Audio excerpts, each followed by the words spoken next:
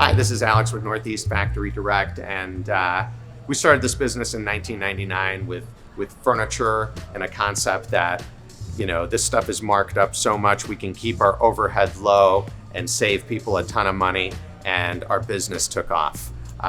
We added hot tubs a few years later, but in 2009, we added kitchen cabinets, which is another product that fits in with our model where the markup is through the roof. And by doing volume, we're able to save people a ton of money.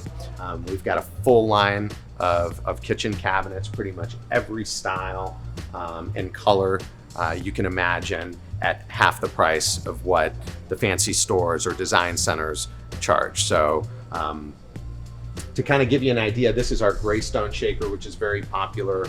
Our shaker white's very popular. We have pretty much any style and size for you. So what I want to talk to you now about is our construction and the quality of our cabinets. So what I kind of have here is kind of a comparison of what you might find at one of the big box stores, which is just a builder's grade cabinet, which is particle board sides and back. You've got kind of stapled cheap drawers. Not very the highest quality. Once you get into premium cabinets, or our cabinets, they're all solid wood. They've got full plywood construction all the way around, a full overlaid door.